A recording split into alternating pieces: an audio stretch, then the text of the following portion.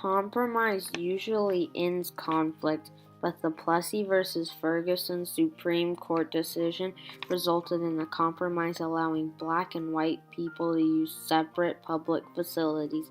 This led to a time in history that was full of conflict. The Jim Crow laws that followed the Plessy decision required African Americans to use separate bathrooms, water fountains, and transportation like buses and trains.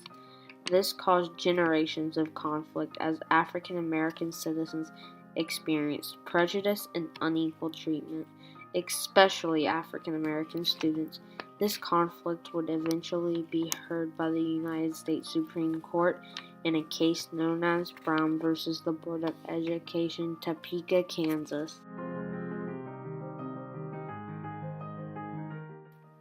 In 1868, the Supreme Court strengthened the rights of newly free slaves, but African Americans were still treated badly, especially in the South. Southern legislators enacted the Jim Crow laws.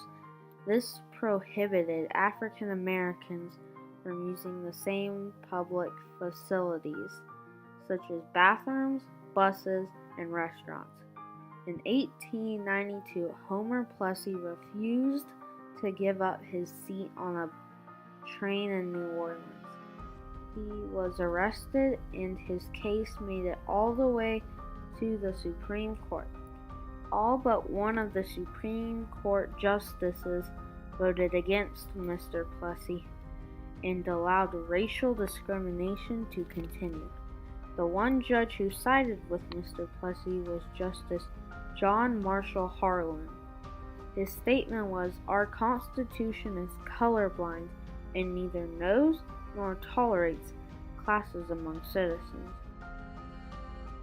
Later generations to continue the fight against racial discrimination.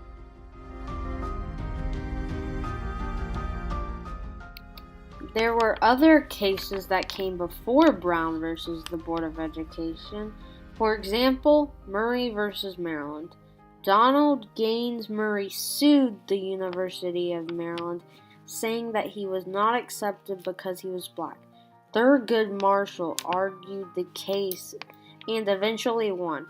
Mr. Murray graduated from the University of Maryland in 1938. Esther Brown was a white woman who became angry when the local school board in Merriam, Kansas approved a bond issue to build a new white school when the board had refused to make repairs to the school for black students. Esther Brown went to the Kansas chapter in the NAACP and asked them to address the issue. Because she tried to help black students, she was threatened, had a cross burned in her yard, and her husband was fired from his job. In 1949, the lawsuit succeeded, and black children were allowed to attend the new school. The National Association for the Advancement of Colored People, most commonly known as the NAACP, played a major role in helping African Americans get their rights. The ultimate goal was for lawyers to go to Kansas, South Carolina, Virginia, and Delaware to help black children attend all white schools. The lower court dismissed these claims, but it was appealed to the Supreme Court. The most famous of these cases was Brown versus the Board of Education, Topeka, Kansas.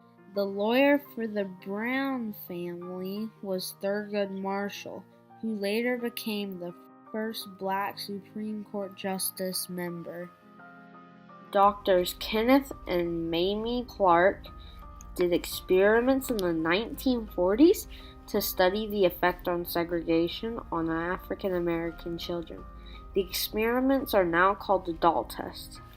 When asked to select a doll from a group of 4 dolls all the same except for color, most of the children chose the white dolls.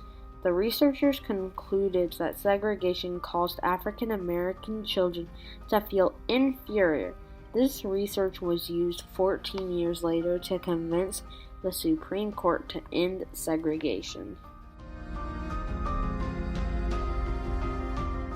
The plaintiff in Brown versus the Board of Education was Oliver Brown. He was denied the right to enroll his daughters Linda Carroll and Terry Lynn in a white school in Topeka, Kansas. The white school was only 4 blocks from Linda's house, but she was required to ride a bus 5 miles to the school assigned to black children. May 17, 1954. The Brown decision declared that segregation be ended with all deliberate speed. Unfortunately, not everyone agreed with the decision. Southern congressmen and governors disagreed with the decision. White supremacists protested the integration of schools. People protested with picket signs and Confederate flags. In Little Rock, Arkansas, 9 African American students were escorted into Central High School by U.S. Army troops in 1957. A famous painting by Norman Rockwell shows federal marshals walking Ruby Bridges into a school in New Orleans. Here in Huntsville, Alabama, Dr. Sonny Hereford III made history when he tried to enroll his son, Sonny Hereford IV, in Fifth Avenue School.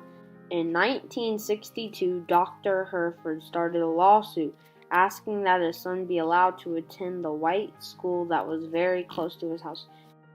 And when I wanted to integrate the schools in Alabama, it was 1963, so it was 9 years later. But I guess the big Alabama, just because that was a federal case that was passed 9 years earlier, Alabama didn't automatically desegregate. On September 3, 1963, Dr. Hereford walked his son to school for the first day at Fifth Avenue School, but he was turned away. We had to challenge the local laws and the state laws to get to integrate. So I think the biggest impact that Brown versus Board of Education had was that when the judge here in Alabama, when he heard the case, he didn't even have to go and retire to deliberate or retire to study any other cases. He knew Brown versus Board of Education was really the deciding factor. And so I would say it made it much easier for me, rather than the judge having to take 2 or 3 months to figure out how he was going to rule. He was able to rule right from the bench, as they say, without having to retire to deliberate. So it just made things quicker and easier. The era of segregation was a time of conflict in our history. The compromise of separate but equal did not allow all American citizens to experience freedom. After Brown versus the Board of Education decision, African Americans continued to fight for their civil rights.